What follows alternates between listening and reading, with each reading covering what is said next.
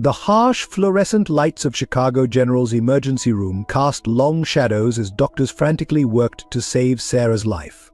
Blood stained the pristine white sheets, each drop a testament to how quickly happiness could turn to tragedy. In the hospital chapel, Michael knelt, his hands clasped in desperate prayer. "Please, God, don't take her from us. Emma needs her mother. I need her."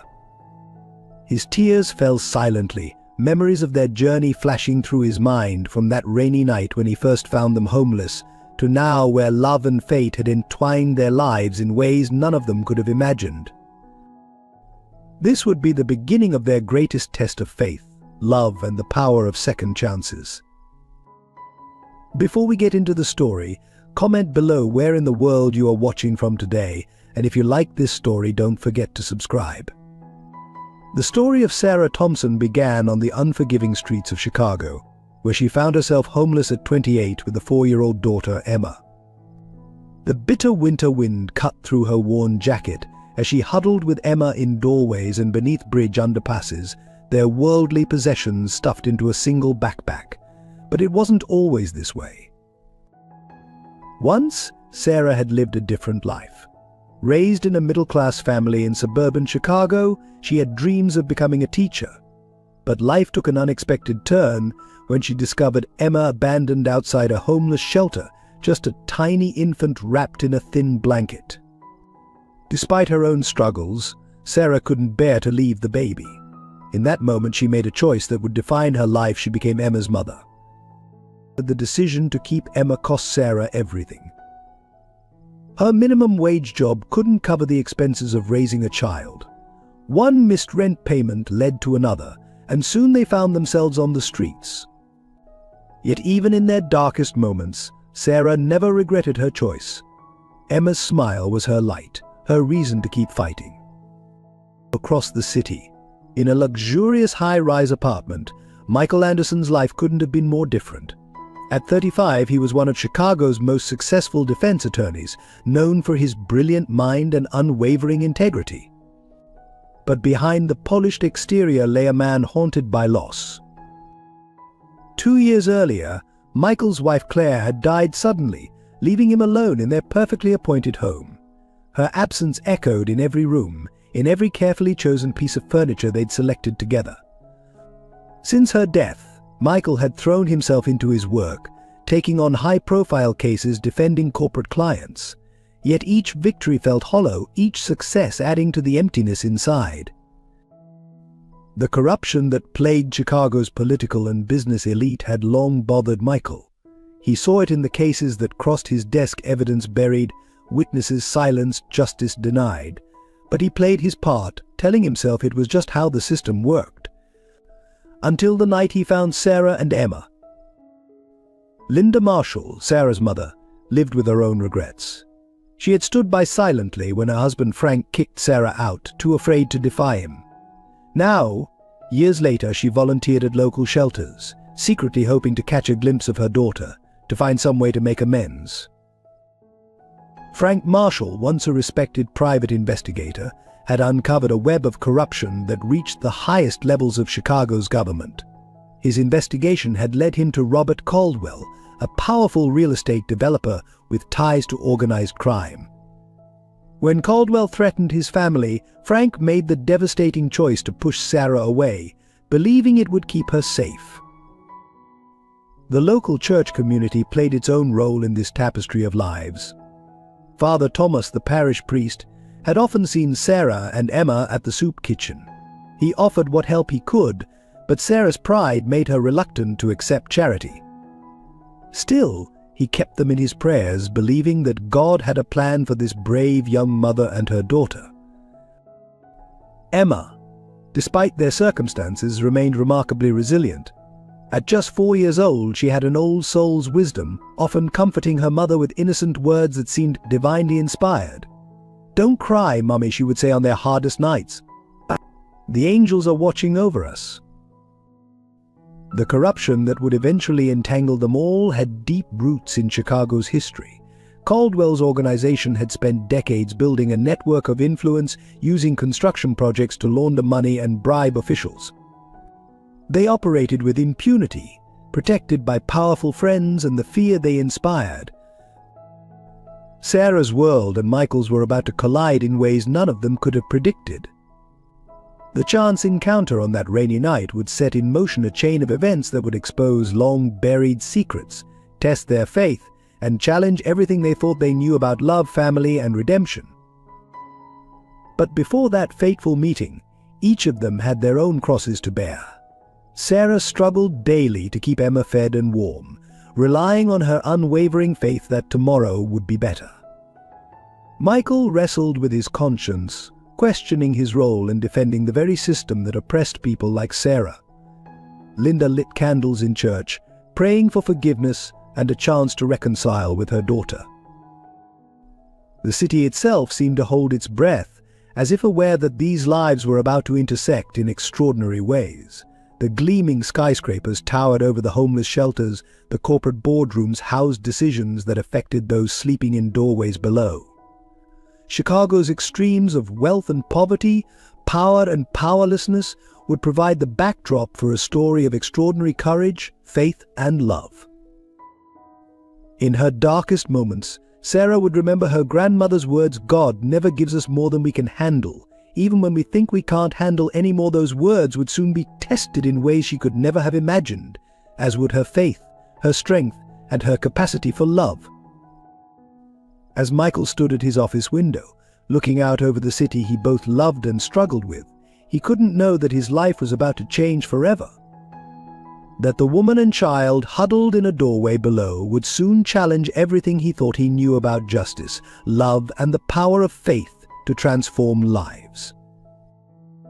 The stage was set for a story that would touch hearts, challenge beliefs, and remind everyone involved that God's plans often work in mysterious ways. Through their journey, they would discover that sometimes the greatest blessings come disguised as our greatest challenges, and that love, when tested by fire, emerges stronger than ever. In the gathering darkness of that fateful evening, as rain began to fall over Chicago, destiny was about to bring these souls together in a dance of faith, love, and redemption that would change their lives forever. The morning dawned cold and gray over Chicago, a fitting backdrop for the nightmare that was about to unfold. Sarah had just dropped Emma off at the small church daycare center where Father Thomas had helped secure her a spot. With Michael's support, Sarah had started working at a local cafe, taking her first steps toward rebuilding their lives. "Be good, sweetheart," Sarah said, kissing Emma's forehead. "Mummy will pick you up after work." "I love you," Mummy Emma replied, her small arms wrapped tight around Sarah's neck.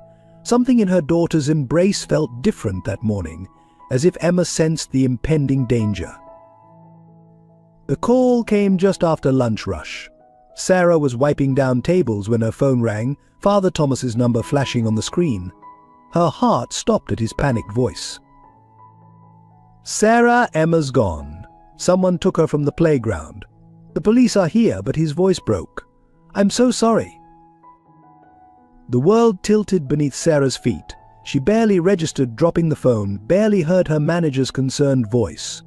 All she could think was, "Not Emma. Please God, not my baby." Michael was in court when he got the news. He immediately adjourned the hearing, racing to the church where he found Sarah collapsed in Father Thomas's office, surrounded by police officers. The moment she saw him, she flew into his arms. "They took her, Michael. They took my baby," her voice was raw with desperation. "The police were professional but offered little hope. We're doing everything we can, MS Thompson, but without any witnesses."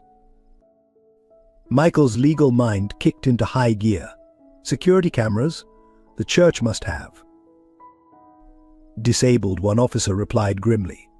"Professionally done. These weren't amateurs." As Sarah sobbed in Michael's arms, Father Thomas knelt beside them, his rosary beads clicking softly as he prayed. The old priest's face was lined with guilt and worry. "This is my fault. I should have been watching more closely."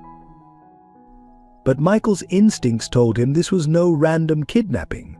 The timing, the precision, this was connected to the corruption case they'd been investigating. His suspicions were confirmed when his phone buzzed with a text from an unknown number. The evidence for the child. You have 24 hours. Sarah read the message over his shoulder, her face draining of color. What evidence? Michael, what are they talking about? Before he could answer, another officer burst into the room. MS Thompson, we found something you need to see. They were led to the playground where Emma had been taken. There, tucked into a crack in the church wall, was a worn manila envelope. Inside was a birth certificate, Emma's real birth certificate. Sarah stared at the document, her hands shaking. This can't be right. Emma is mine. I found her, I raised her. The birth certificate told a different story. Emma's biological mother was listed as Catherine Wells, a name that made Michael's blood run cold. Catherine had been a key witness in a corruption case years ago, a witness who had mysteriously vanished before she could testify. Sarah, Michael said gently, I think there's something you need to know about Emma. But before he could continue, Sarah's phone rang again. This time a distorted voice spoke, now you know the truth. The child was never yours. Give us what we want, and maybe we'll let you say goodbye before we return her to her real family. Sarah's face hardened with a mother's fierce determination. No, she said, her voice steady despite her tears. Emma is my daughter, not by blood, but by love, by choice. Every night for 4 years I've held her through nightmares. I've gone hungry so she could eat. I've loved her with everything I have. No piece of paper can change that. Father Thomas placed a comforting hand on her shoulder. The Lord works in mysterious ways, my child. Perhaps this is a test of faith. Michael took charge of the situation. We need to move fast. Detective, I need everything you have on Catherine Wells. Father Thomas, please gather the church community. We need eyes and ears everywhere in this city. And Sarah. He took her hands in his. We're going to find her. I promise you that. The next few hours were a blur of activity. The church basement became their command center. Parishioners arrived in waves, offering help, bringing food, joining in constant prayer. Sarah sat in the middle of it all, clutching Emma's favorite stuffed rabbit, her lips moving in silent supplication. As night fell, Michael received another text with an address. Come alone, it read. Tell anyone, and the child dies. Sarah insisted on going with him, her eyes blazing with the same fire he'd seen when she'd fought to protect Emma on the streets. She's my daughter. I'm not staying behind. They knew it was probably a trap, but what choice did they have? As they drove through Chicago's darkening streets, Sarah's hand found Michael's. Whatever happened, she whispered, thank you for everything. For giving us a home, for loving Emma, for loving me. Michael squeezed her hand, his heart aching. We're going to get through this, all of us, together. The address led them to an abandoned church on the city's south side. As they approached the weathered doors, Sarah's grip on Michael's hand tightened. Inside, the air was heavy with dust and lost prayers. Hello, Sarah's voice echoed in the empty space. We're here, please. Just let me see my daughter.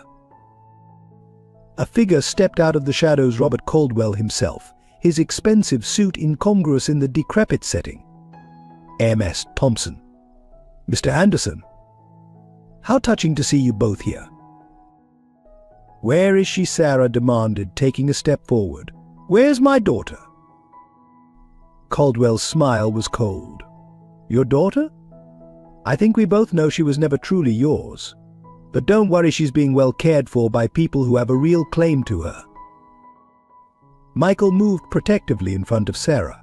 This isn't about Emma, is it?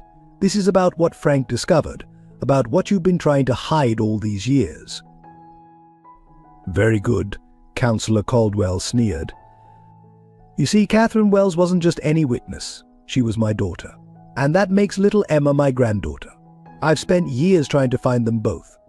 Imagine my surprise when I discovered the child living with a homeless woman who had no legal right to her. Sarah's voice shook with emotion. You're wrong. Love gives me the right. Faith gives me the right. Every sacrifice I've made, every night I've held her, every prayer I've prayed, those give me the right. Where is my daughter? As if in answer to her plea, a small voice called out from the darkness, Mummy. Emma. Sarah's cry echoed through the church as her daughter ran from behind a pillar, straight into her arms. They clung to each other, both crying, as Michael moved to shield them from Caldwell. But this reunion was just the beginning. As police sirens wailed in the distance, all of them knew that their greatest challenges and most profound revelations still lay ahead. The truth about Emma's past would shake their world to its foundations, testing their faith, their love, and their understanding of what truly makes a family. The reunion in the abandoned church was short-lived. As police sirens grew louder, Caldwell's men emerged from the shadows, guns drawn. In the chaos that followed, shots were fired. Sarah felt a searing pain in her side as she shielded Emma with her body. The last thing she heard was Michael's desperate cry and Emma's terrified scream before darkness claimed her.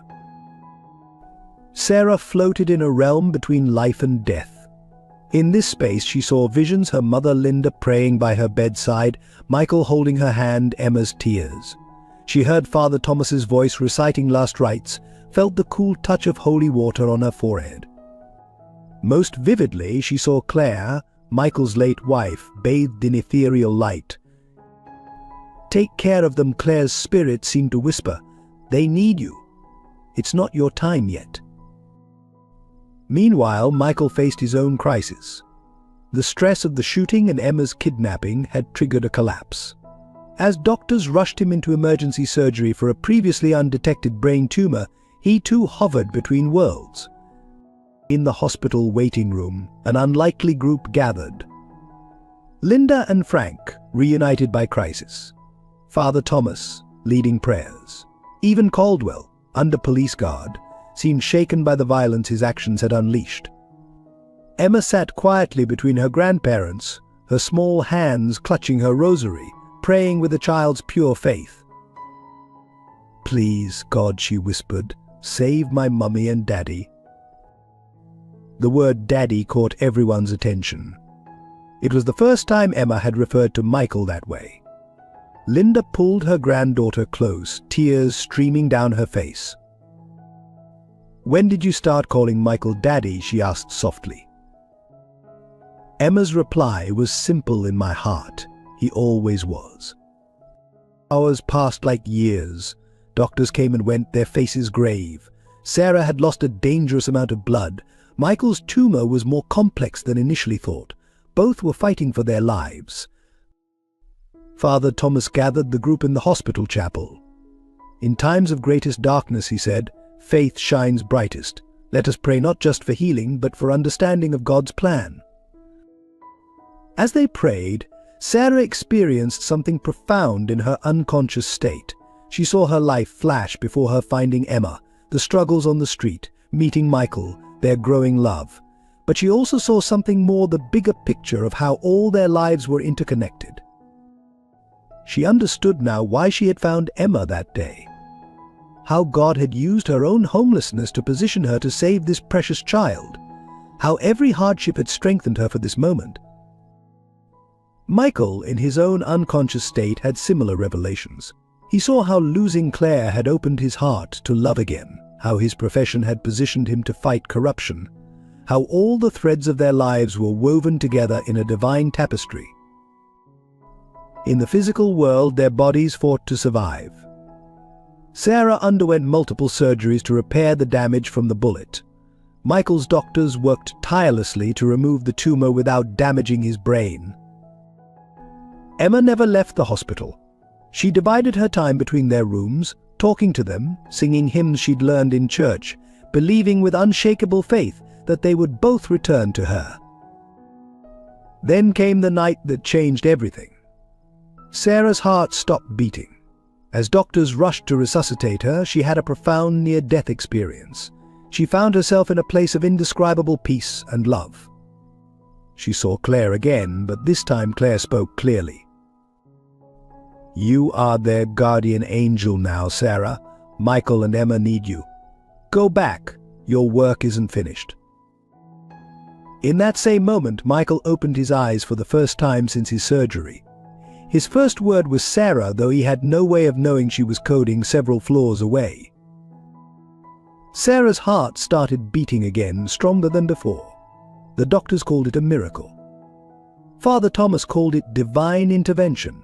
Emma simply smiled and said, "The angels were helping." When Sarah finally regained consciousness, she found her hospital room filled with flowers and cards from the church community. Michael was wheeled in to see her, his head bandaged but his eyes clear and full of love. "I saw Claire," they both said simultaneously, then stared at each other in amazement. Emma climbed carefully onto Sarah's bed, mindful of her mother's injuries. "I knew you'd come back," she said. "I asked Jesus to send you both back to me, and he did." The turning point in their journey had come at the highest cost, but it had also brought the greatest rewards. Their shared brush with death had deepened their faith and strengthened their bonds. The community had united around them, showing the power of collective prayer and support. Even Caldwell was transformed by the experience.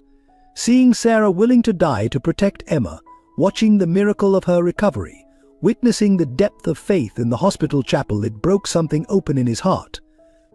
He confessed to everything, not just the corruption but his own role in his daughter Catherine's disappearance. As Sarah and Michael recovered, their love grew stronger.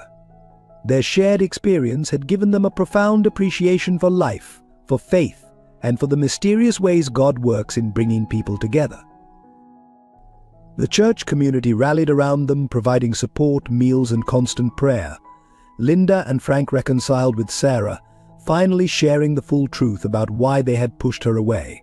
The healing was physical, emotional, and spiritual. Emma blossomed in the love of her expanded family. She never questioned that Sarah was her real mother. Love, she understood, was thicker than blood.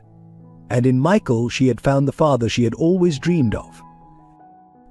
Their near-death experiences had changed them all profoundly. Sarah and Michael emerged with a deeper faith and a clearer sense of purpose.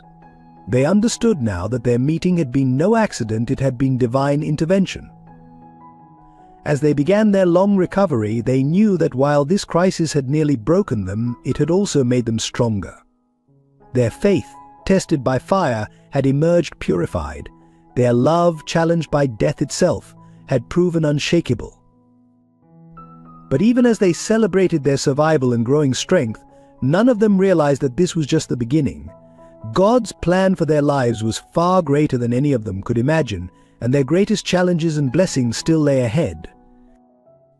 The turning point had come at a terrible cost, but it had set them on a path toward a future filled with hope, purpose, and the kind of love that only grows stronger through adversity.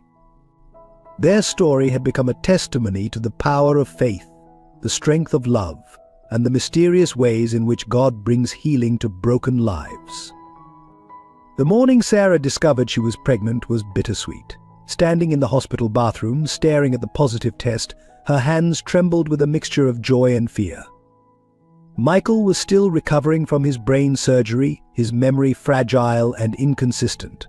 Some days he recognized her instantly, his eyes lighting up with love. Other days he stared at her with confusion, asking why Claire wasn't there. "Dear God," Sarah whispered, her hand resting on her still flat stomach, "give me strength." The doctors had warned them that pregnancy would be high risk given Sarah's recent injuries and Michael's ongoing treatment. But there was something miraculous about this new life growing inside her, a sign of hope amid their struggles. Emma, now 5, seemed to sense the change in her mother before Sarah even told her. One morning, as Sarah helped her dress for school, Emma placed her small hand on Sarah's stomach and smiled. "There's an angel in there, isn't there, Mummy?" Sarah's eyes filled with tears. "Yes, sweetheart. Would you like a little brother or sister?" Emma's face lit up. I've been praying for one."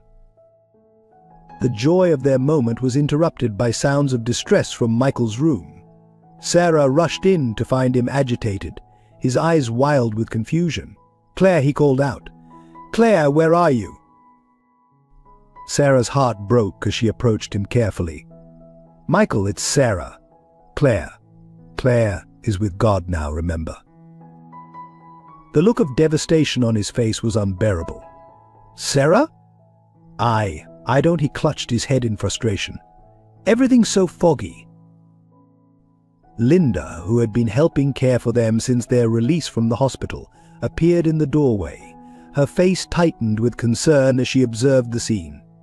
"Sarah, you need to rest. Think of your condition." "What condition?" Michael asked, his confusion deepening. Before Sarah could respond, Linda pulled her into the hallway. "You haven't told him yet, have you?" Sarah shook her head, tears streaming down her face. "How can I? Some days he doesn't even remember who I am, and now with the baby." Linda's expression softened. "Oh, my dear girl, come here." She pulled Sarah into a tight embrace. "God never gives us more than we can handle, remember." But even Linda's faith was tested when she received an unexpected visit from her church friends. The ladies' circle had always been a source of support, but today their concerns ran deeper. "Linda," Mrs. Peterson began gently, "we're worried about Sarah. Is it appropriate for her to marry Michael in his condition, and now with a baby on the way?" "What exactly are you implying?" Linda's voice was sharp. "Only that perhaps she's taking advantage. A wealthy man, mentally compromised. It doesn't look right." Linda felt her face flush with anger. "My daughter is a woman of faith and integrity. How dare you suggest?"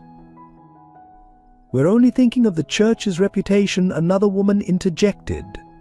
"And of course little Emma's welfare." The conversation spread through the church community like wildfire. Some stood firmly behind Sarah and Michael, seeing their love as divinely ordained. Others whispered about scandal and impropriety. Father Thomas found himself mediating increasingly heated discussions. "Judge not," he reminded his congregation, "lest ye be judged." Meanwhile, Emma was facing her own challenges at school. The other children had heard their parents talking, and kids can be cruel. One day she came home in tears. "Jenny said Daddy doesn't really love us," she sobbed. "She said he only lets us stay because he's sick and can't remember his real wife." Sarah held her daughter close, fighting back her own tears. "Emma, love isn't just about remembering. It's about feeling in your heart. And Michael's heart remembers us, even when his mind gets confused." The pregnancy progressed, bringing its own complications. Sarah suffered from severe morning sickness and fatigue. The doctors monitored her closely, concerned about the strain on her still healing body. One particularly difficult morning, as Sarah knelt in prayer by her bed, Michael appeared in the doorway. His eyes were clear, present one of his good days. "Sarah," he said softly, "I remember something. Not everything, but something important." He knelt beside her, taking her hands in his. "I remember loving you. Even when everything else is foggy, that feeling, it's always there." Sarah broke down, telling him about the baby through her tears. To her surprise, Michael smiled. "A baby?" "Our baby." His hand gently touched her stomach. "I may not remember everything, but I know this is a blessing." Their moment of joy was interrupted by a call from James, Michael's law partner. The firm's partners had voted, given Michael's condition, they wanted him to take a permanent leave of absence.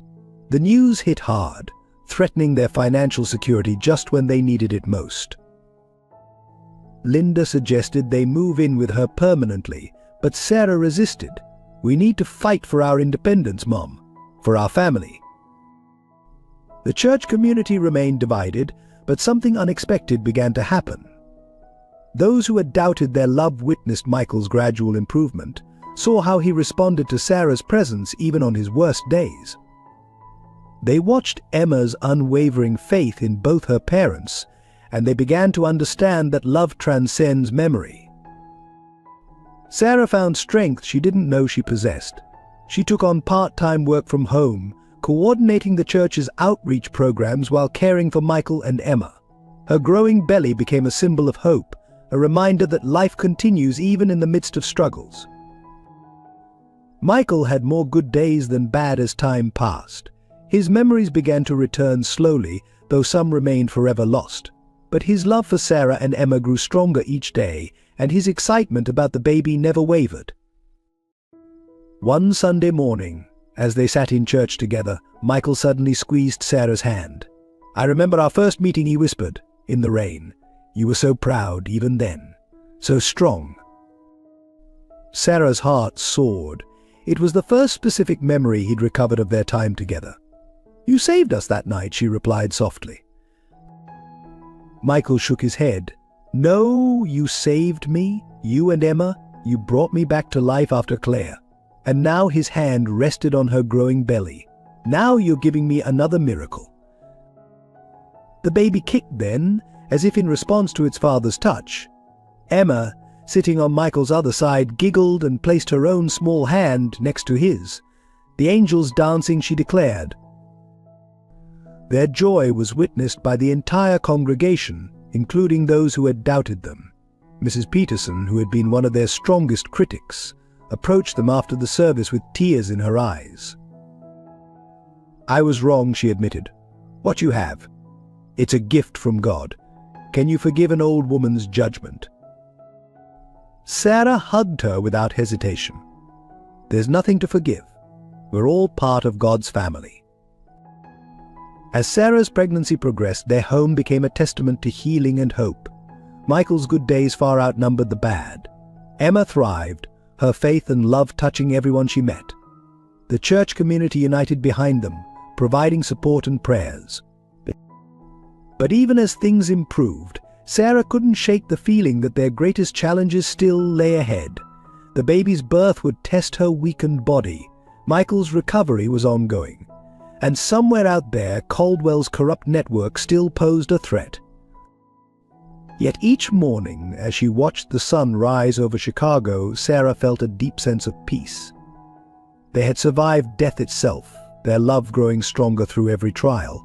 Whatever came next, they would face it together, with faith as their shield and love as their sword. The future was uncertain, but then it always had been. What mattered was the love they shared, the family they were building, and the unwavering faith that had brought them this far. God's plan, Sarah knew, was still unfolding. And somehow she knew that every challenge they faced was preparing them for something greater than they could imagine. The first signs of trouble came on a quiet Sunday afternoon. Sarah, now 7 months pregnant, was resting while Michael and Emma worked in their small garden of therapy the doctors had recommended for his recovery. The peaceful scene was shattered by the sound of screeching tires and shouting voices. Before Michael could react, masked men burst through their front door. Emma screamed as one of them grabbed her, while another held Michael at gunpoint. Sarah, awakened by the commotion, emerged from the bedroom to find her worst nightmare unfolding. "Nobody move," the leader shouted. "Mrs. Thompson, you're coming with us? Try anything, and the girl dies." Michael, despite his lingering memory issues, moved instinctively to protect his family. "Take me instead," he pleaded. "She's pregnant, please." The leader laughed coldly. "That's exactly why she's valuable. Caldwell sends his regards. Seems he has unfinished business with your family." Sarah's heart raced as she looked at Emma's terrified face. Her daughter's eyes were wide with fear, yet she saw something else there to trust. Complete unwavering trust that her mother would know what to do. "Let me say goodbye," Sarah requested, her voice steady despite her fear. As she approached Emma, she whispered quickly, "Remember what Mummy taught you about angels, sweetheart. They're watching over us right now." Emma nodded slightly, and in that moment Sarah saw her daughter's hand move to the panic button pendant they'd had installed after the last kidnapping attempt. Pride and fear mingled in her heart, her brave, clever girl. The next few minutes were chaos. Police sirens wailed in the distance, growing closer. The kidnappers panicked, one of them firing his weapon wildly. Sarah threw herself in front of Emma just as Michael tackled the gunman. The bullet found its mark in Sarah's shoulder, but she barely felt the pain.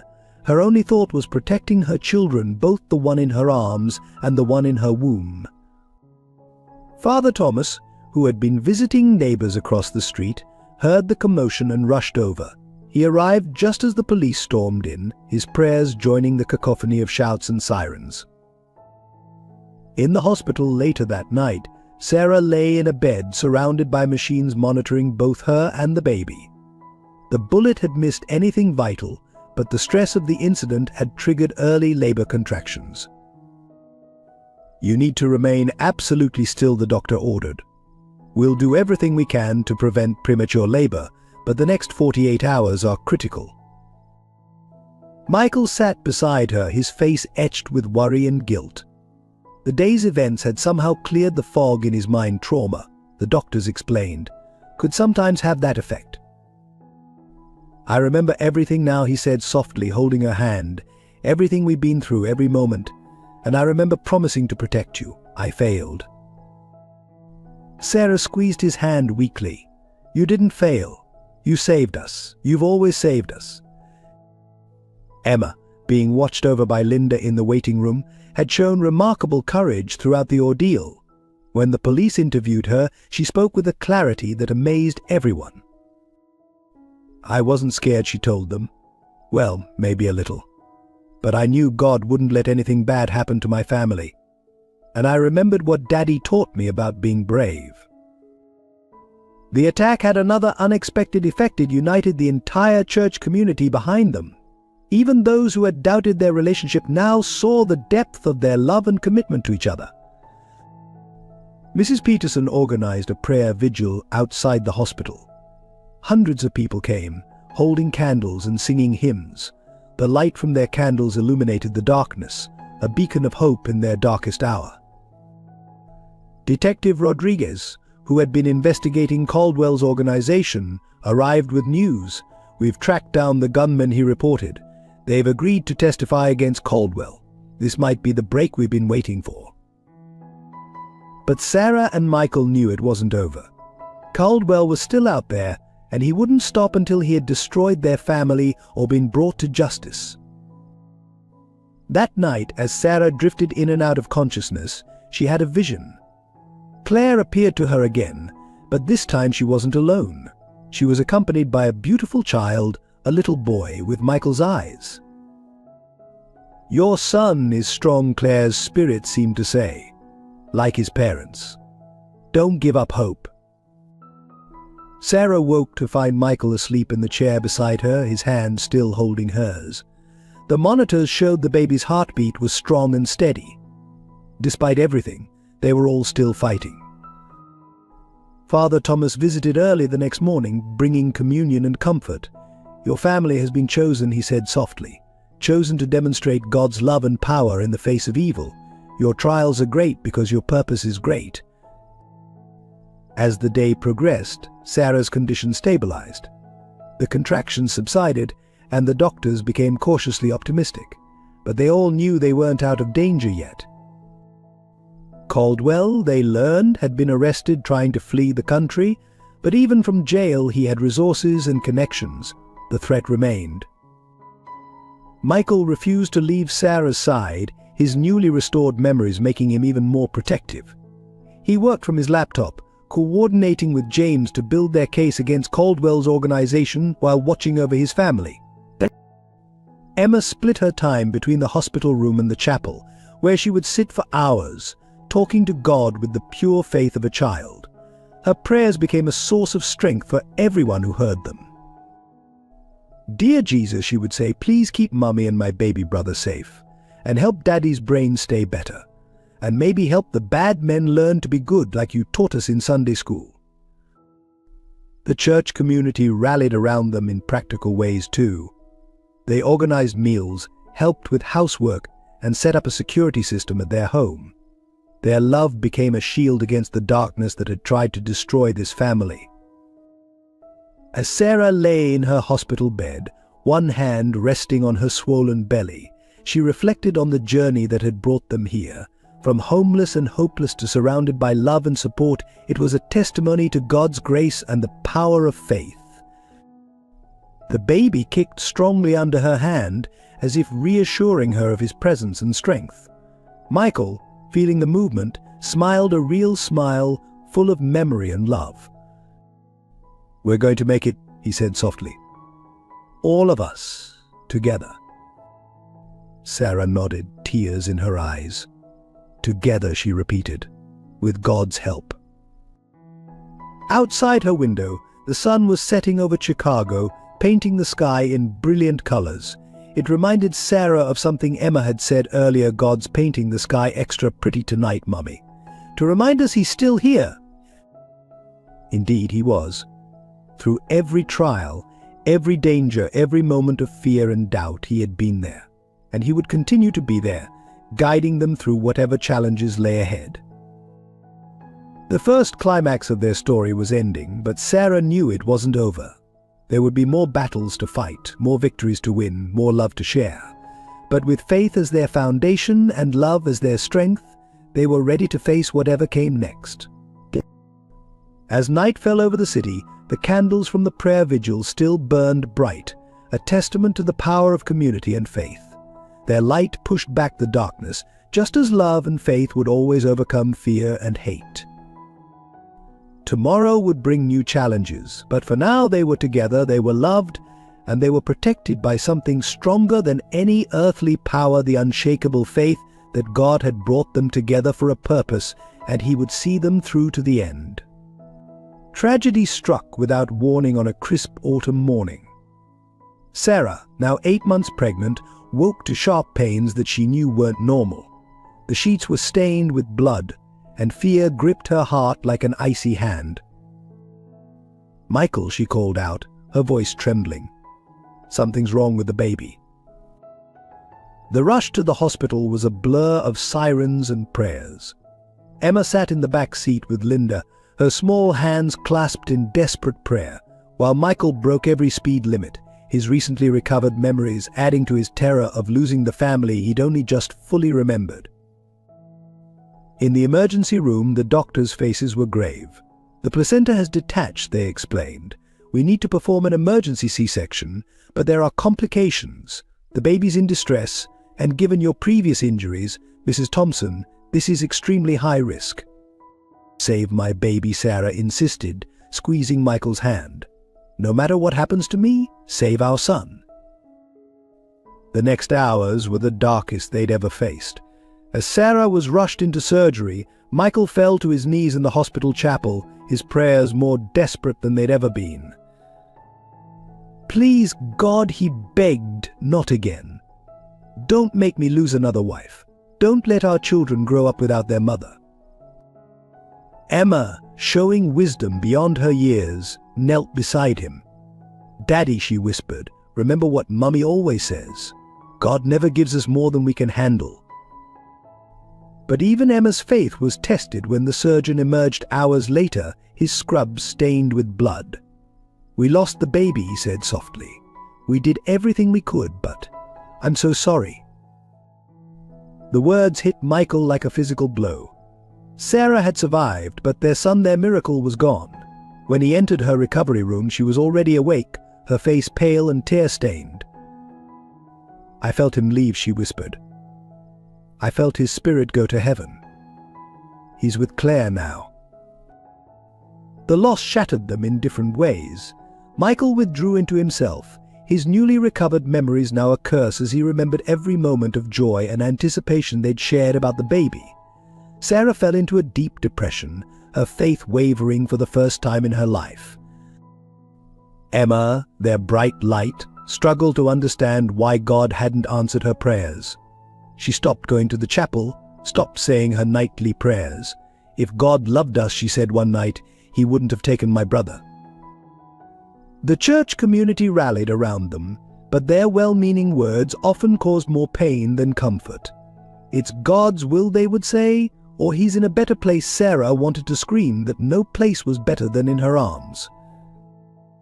Linda watched helplessly as her daughter retreated further into grief. The strain began to show in other ways too. Michael's memory issues returned, triggered by the trauma. He would wake in the night confused, calling for Claire or searching for a baby that would never cry. Father Thomas visited regularly, offering comfort and counsel. Sometimes he said gently, "Our greatest tests come not in the fighting, but in the surviving. In choosing to believe even when belief seems impossible." The baby's funeral was small and quiet. They named him Matthew, Gift of God, and buried him with the tiny blue blanket Sarah had knitted during her pregnancy. As they stood by the tiny grave, snow began to fall, covering everything in a blanket of white. That night, Sarah had a dream that felt more real than reality. She saw Claire again, but this time Claire was holding a baby, their baby. "He's beautiful," Claire said, smiling, "and he's safe, I promise." The dream brought some comfort, but the pain remained. Sarah struggled to look at pregnant women or babies. She avoided the hospital where she'd lost Matthew, taking long detours around it when necessary. The nursery they'd prepared remained locked, untouched. Emma, watching her parents' grief, began to show signs of trauma. She had nightmares, became clingy, and her grades started to slip.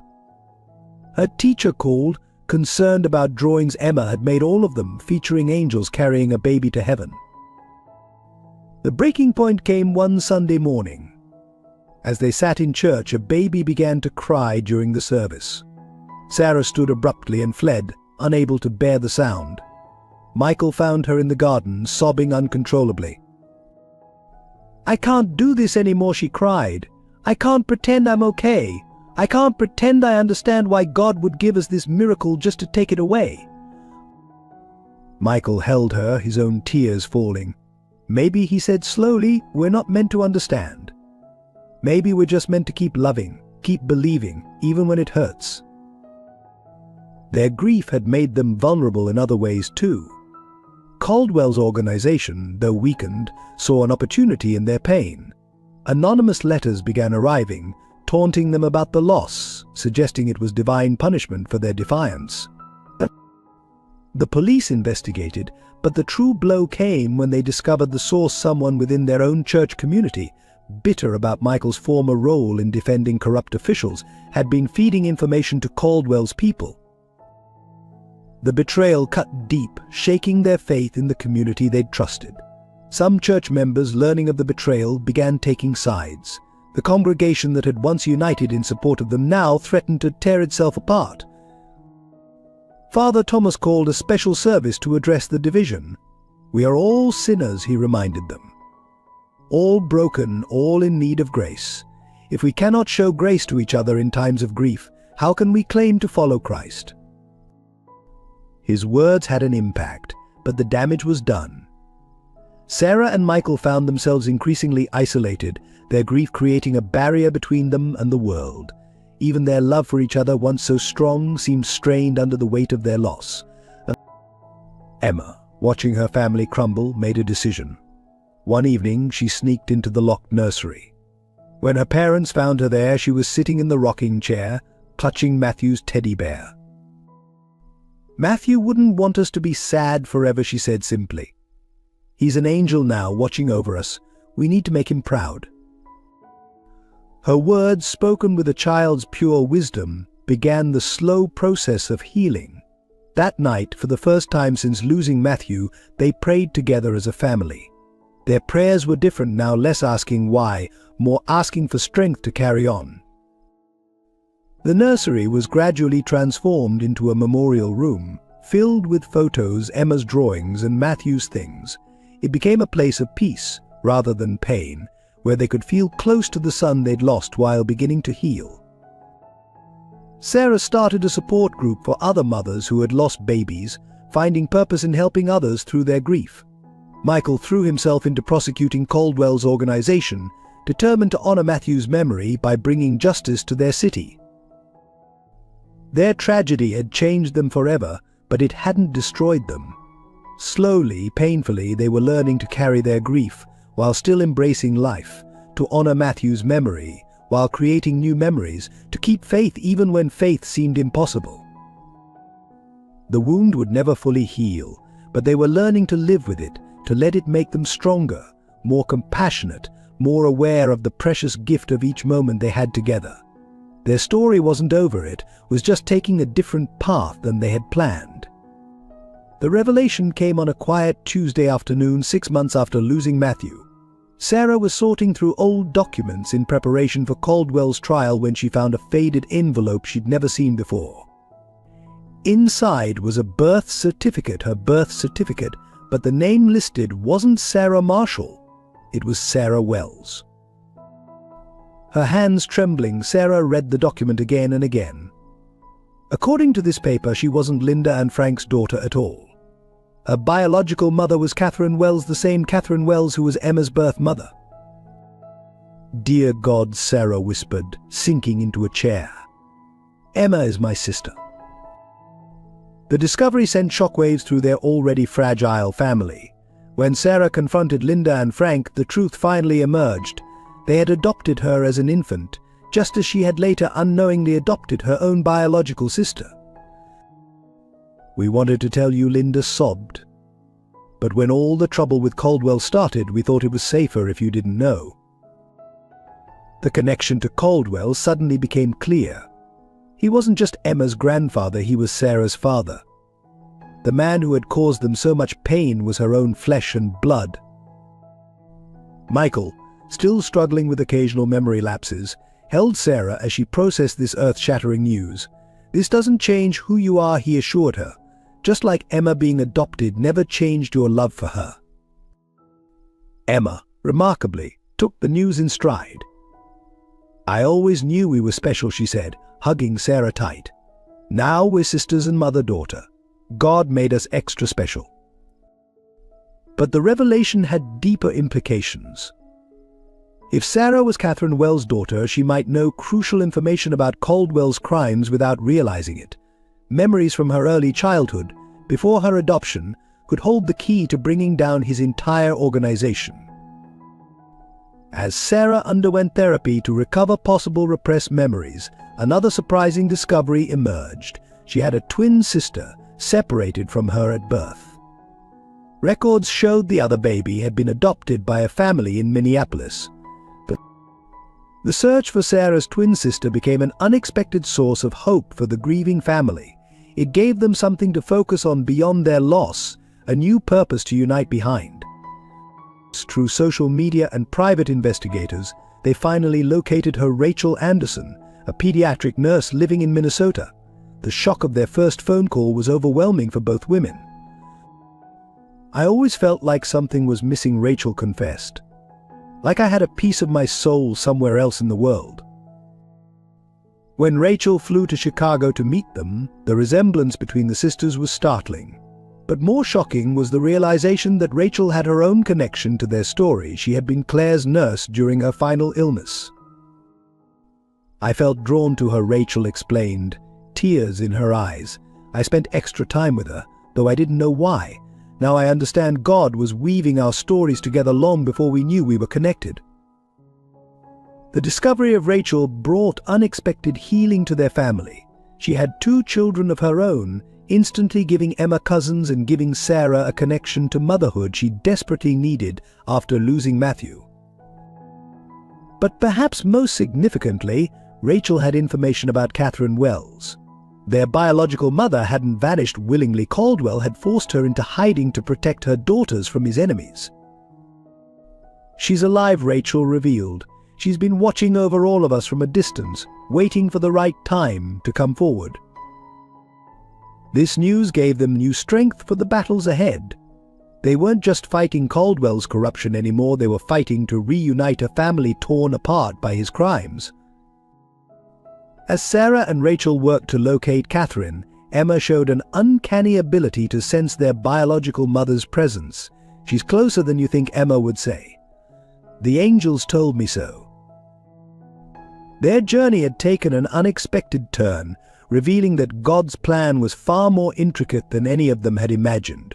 The very trials that had nearly broken them had been preparing them for this moment of discovery and reunion. The family they were building wasn't bound by traditional definitions of blood or marriage.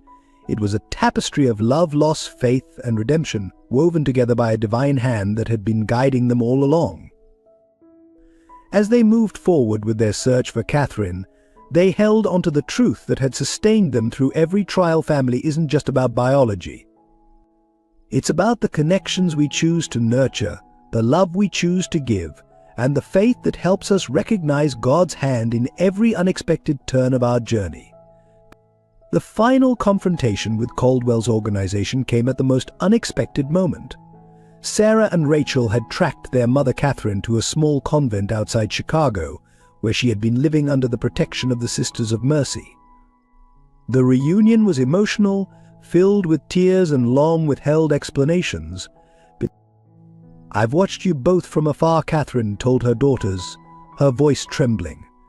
"Every important moment of your lives I was there, praying for you, loving you from a distance." But their tearful reunion was interrupted by the sound of screeching tires and shouting voices. Caldwell's men had followed them, and now the convent was surrounded. "Get down," Michael shouted as bullets shattered the stained glass windows of the convent chapel. The sisters quickly led them to a hidden basement, a remnant from the Underground Railroad days. Emma, who had insisted on coming to meet her grandmother, showed remarkable calm. "Don't worry," she whispered to everyone. "I saw this in a dream. God showed me we'll be okay." Above them, they could hear the sound of Caldwell himself, his voice carrying through the old building. "Catherine, it's time to end this. Our daughters deserve to know the truth." Sarah and Rachel exchanged glances. What truth could be left to reveal? Catherine's face was pale but determined.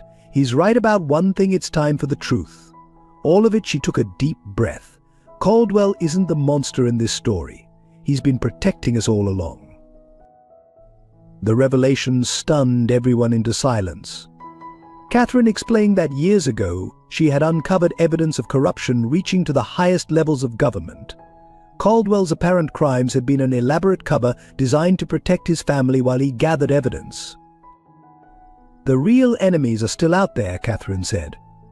"And they're here now, using Caldwell's men as cover to find us." As if to confirm her words, new voices could be heard above unfamiliar ones, speaking in cold, official tones. The sound of gunfire erupted again, but this time Caldwell's men were shooting back, protecting the convent. Father Thomas, who had followed them to the convent, pulled out his phone. "The police chief is a friend," he said. "A good man. I'm calling him directly." The next hours were chaos. The convent became a battleground between Caldwell's protective force and the corrupt officials trying to silence Catherine. The sisters moved calmly through the violence, tending to the wounded on both sides, their faith a steady anchor in the storm. Sarah found herself praying harder than she ever had before. Not just for survival, but for understanding. How many times had their family been torn apart and reunited? How many supposed enemies had turned out to be protectors? Michael, his legal mind racing, realized the implications. "The evidence," he said suddenly. "Everything we've gathered for the trial, it's not to convict Caldwell, it's to protect him, to prove his innocence." Rachel, using her medical training, helped the sisters treat the wounded. Among them was one of the corrupt officials who, facing death, chose to confess. His detailed admission was recorded by Father Thomas, another piece of evidence in their growing arsenal of truth. Emma, watched over by several sisters, continued to show remarkable insight. "Grandpa Caldwell has sad eyes," she observed, "like he's been carrying a heavy cross, like Jesus." The siege lasted through the night. By dawn, the corrupt officials had been arrested or fled. Caldwell, wounded but alive, finally faced his daughters.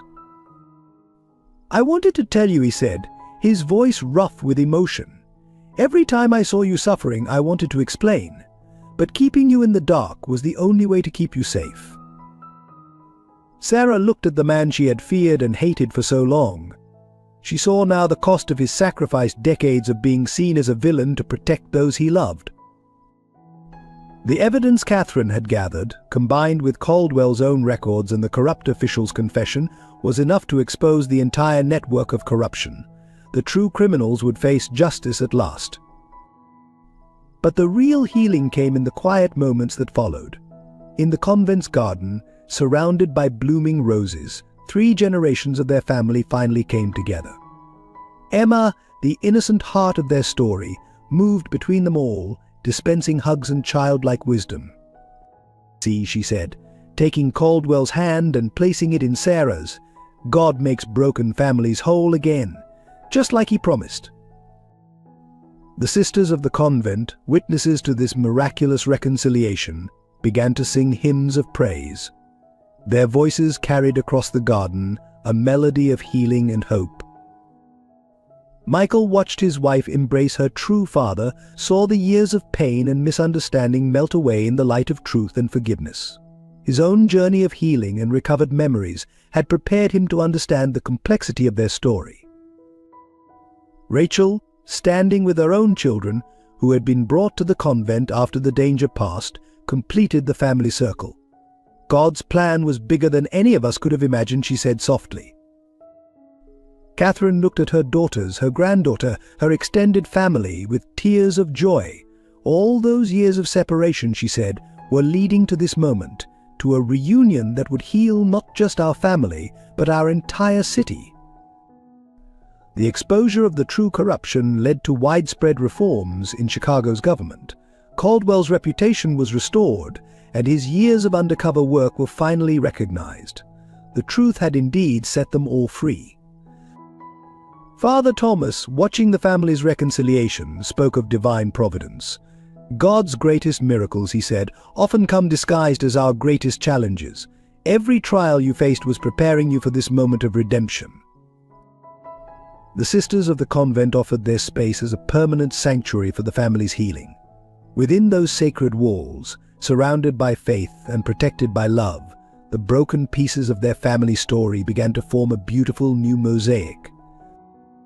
Sarah, holding Emma close and surrounded by her newly expanded family, felt a deep sense of peace.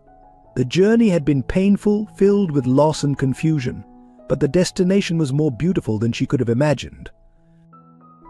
"Matthew would be proud," she whispered to Michael. "He brought us all together, in a way. His brief life was part of God's perfect plan." Michael nodded, understanding. Their lost son had indeed played a crucial role in their story, his spirit watching over them, his memory inspiring them to keep faith even in their darkest moments. As the sun set on that extraordinary day, the convent bells rang out across Chicago. Their sound carried a message of hope to all who would hear that love is stronger than fear, truth prevails over lies, and faith can restore what violence and corruption try to destroy. The second climax of their story had brought not just resolution, but resurrection, the rebirth of a family, the restoration of truth, and the triumph of faith over despair. Their journey wasn't over, but they would face whatever came next together, stronger for having been broken and rebuilt by God's grace. On Christmas Eve, 6 months after the confrontation at the convent, Sarah sat in the hospital waiting room, her heart pounding with a mix of fear and hope.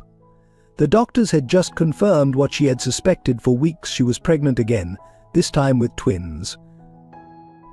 The news brought both joy and terror. After losing Matthew, the thought of another pregnancy was frightening.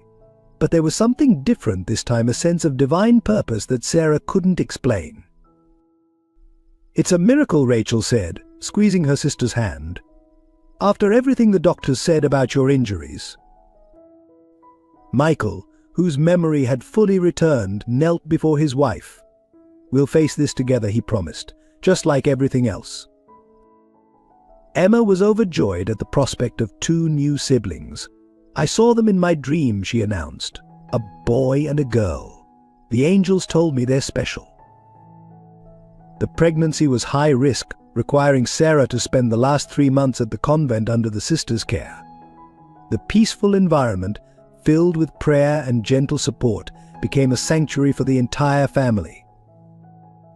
Caldwell, now fully cleared of all charges and restored to his position, visited regularly. The transformation in him was remarkable. The stern, feared businessman had become a doting father and grandfather, his face softened by love and forgiveness. One evening, as Sarah rested in the convent garden, Catherine shared a stunning revelation. "There's something you need to know about the twins," she said softly. "In our family, twins are considered a divine blessing. They only come when God has a special purpose." She went on to explain that every generation of their family had experienced some form of twin birth, each pair marked by an unusual spiritual connection. "Your birth was no exception," she told Sarah and Rachel. "And now your twins will carry on this legacy." The knowledge added another layer of meaning to Sarah's pregnancy. The sisters of the convent, recognizing the spiritual significance, surrounded her with constant prayer and support. As her due date approached, Sarah experienced a profound dream. Claire appeared to her again, but this time she wasn't alone. Matthew was with her, no longer a baby, but a beautiful young boy. "Don't be afraid, Mom," he said in the dream. "I'm sending you 2 angels to take my place. I'll always be their big brother, watching over them from heaven." When Sarah went into labor, the whole family gathered at the convent. Emma sat in the chapel with Father Thomas, leading prayers. Michael and Rachel stayed by Sarah's side, while Catherine and Caldwell waited anxiously nearby. The birth was difficult but miraculous. Against all odds, both babies were born healthy, a boy and a girl, just as Emma had predicted. They named the boy Matthew, after their angel in heaven, and the girl Claire, honoring the woman who had watched over their family from above. But the real miracle came moments after the births. As the twins were placed in their parents' arms, a shaft of sunlight broke through the clouds, illuminating the room. The sisters later swore they heard angelic voices joining their prayers of thanksgiving. Emma, meeting her new siblings, touched their faces gently. "They have heaven's light in their eyes," she said with certainty, "just like in my dream." The twins' arrival marked a new chapter in their family's story. The convent, which had been their sanctuary during the pregnancy, became a regular gathering place for family celebrations and prayer. Michael, inspired by their journey, left corporate law to establish a foundation helping families affected by corruption and injustice. The foundation, named Matthew's Light, became a beacon of hope in Chicago. Sarah and Rachel's bond grew stronger, their twin connection deepening as they raised their children together. Catherine and Caldwell, finally free to be the parents they'd always wanted to be, devoted themselves to their expanding family. The church community, witnessing this story of redemption and renewal, was transformed. Father Thomas often spoke of their family as a living testament to God's ability to bring beauty from ashes. But perhaps the most remarkable transformation was in Emma. Now 7, she showed an extraordinary ability to comfort others in pain. People said she had a gift, a special connection to heaven that allowed her to see God's purpose in even the darkest situations. 1 year after the twins' birth, the family gathered at the convent for their baptism. As Father Thomas performed the ceremony, Emma suddenly gasped, pointing to a corner of the chapel. "Look," she exclaimed. "Matthew and Aunt Claire are here. They're smiling." Though only Emma could see them, everyone present felt an unexplainable warmth and peace fill the chapel. The twins, as if sensing their heavenly visitors, cooed and reached toward the spot Emma had indicated. That moment became a symbol of their family's extraordinary journey, a testament to the way heaven and earth had worked together to bring healing, redemption, and new life from the ashes of their trials. As Sarah held her twins that day, surrounded by the family God had miraculously brought together, she understood that their story was far more than a tale of survival. It was a living testimony to the power of faith, the strength of love, and the endless possibilities that emerge when we trust in God's perfect plan. The twins, with their special connection to heaven, would grow up knowing they were part of a larger story, one that spanned generations and reached beyond the veil separating earth from heaven. They were living proof that God's miracles never cease, and that love, in its purest form, can transform even the deepest wounds into channels of blessing. 10 years later, the convent garden bloomed with roses as Sarah and Michael renewed their vows. This time their family had grown beyond anything they could have imagined. Emma, now a poised teenager, stood beside her younger siblings, the twins Matthew and Claire, who had inherited their sister's special spiritual sensitivity. The church was filled with faces that told their remarkable story. Rachel and her children sat beside Catherine and Caldwell, their bonds stronger than ever. The sisters of the convent, who had become family, filled several pews. Father Thomas, his hair now silver, prepared to lead the ceremony that would celebrate not just a marriage, but a testimony of God's faithfulness. 10 years ago, Father Thomas began, we witnessed a love story that showed us the true meaning of faith. Today we celebrate not just Sarah and Michael's love, but the miraculous way God can transform our deepest wounds into our greatest blessings. As Sarah walked down the aisle toward Michael, she remembered that rainy night when he first found her and Emma homeless. Every step of their journey, the struggles, the losses, the miracles had led to this moment. The Matthews Light Foundation had grown into a powerful force for good in Chicago. Michael's legal expertise, combined with Sarah's compassion and their family's story, had helped countless families find justice and healing. The corrupt system they had fought had been transformed into a model of reform for other cities. Emma, who had recently turned 17, had developed her gift for spiritual insight into a ministry of her own. People came from all over to seek her counsel, drawn by her unique ability to see God's hand in their struggles. The twins, now 10, were extraordinary in their own right. Like Emma, they seemed to have one foot in heaven and one on earth. They often spoke of their conversations with their brother Matthew and Aunt Claire, bringing comfort to those who had lost loved ones. During the vow renewal ceremony, as Sarah and Michael recommitted their lives to each other, a magnificent rainbow appeared in the cloudless sky. Emma squeezed the twins' hands, sharing a knowing look. They could see what others couldn't, the spirits of Matthew and Claire, joining in the celebration.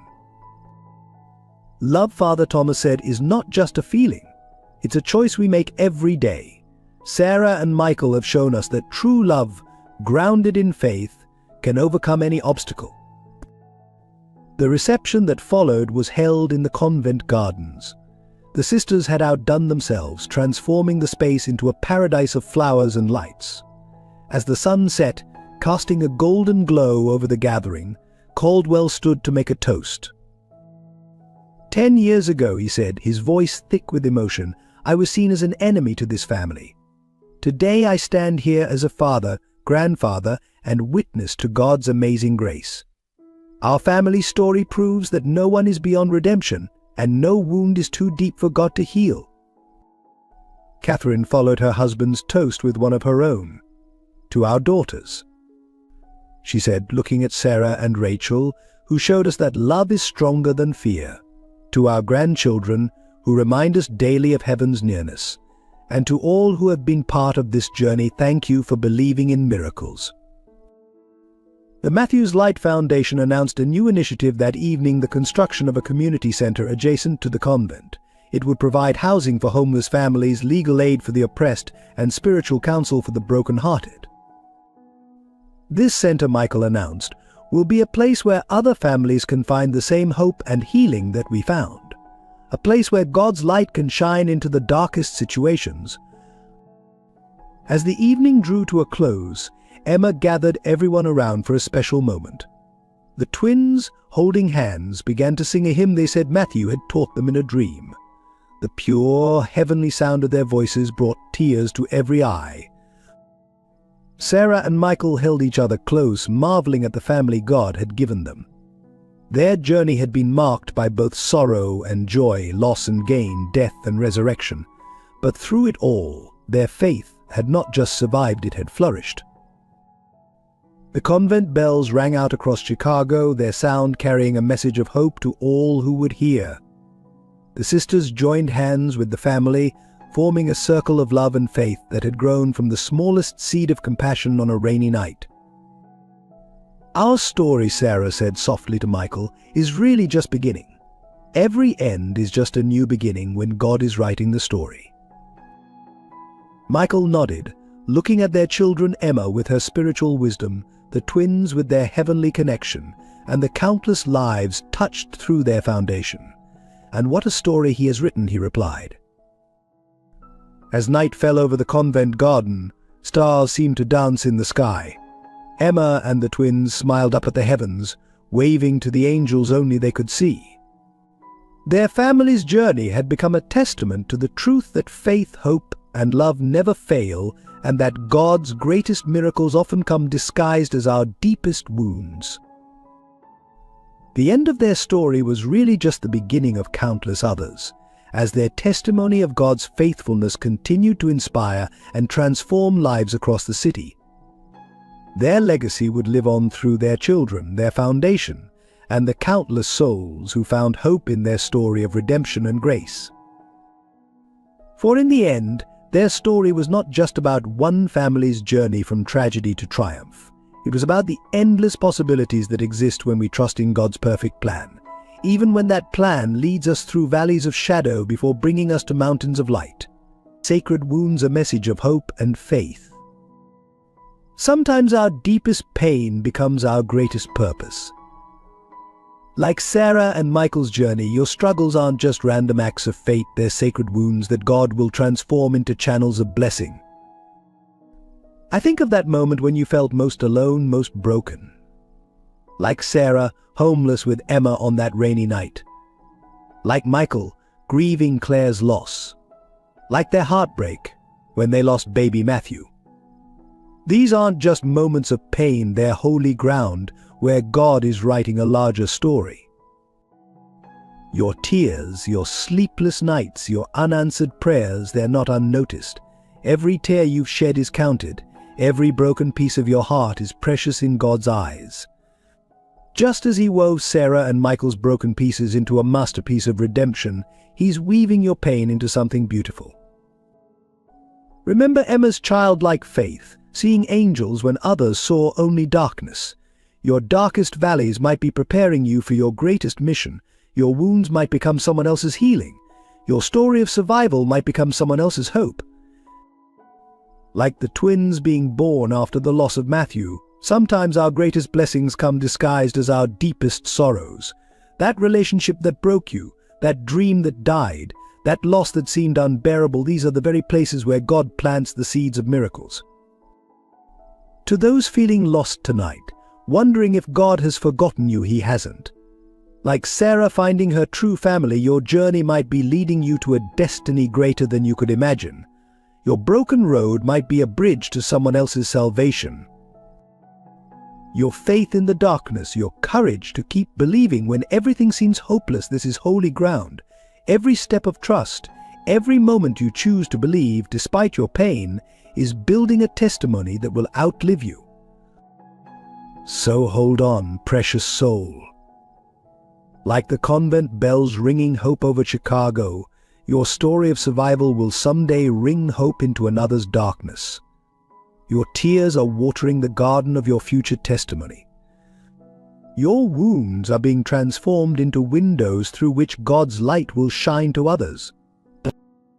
Remember, in God's hands, nothing is wasted. Not your pain, not your past, not your broken dreams. Just as He turned Sarah and Michael's story of homelessness and loss into a legacy of hope through Matthew's light foundation, He can turn your tragedy into triumph, your pain into purpose. You're not just surviving, you're being prepared for a divine appointment with destiny. Your scars will become someone's sign of hope. Your story of survival will become someone's reason to believe. So weep if you must, but know that dawn is coming.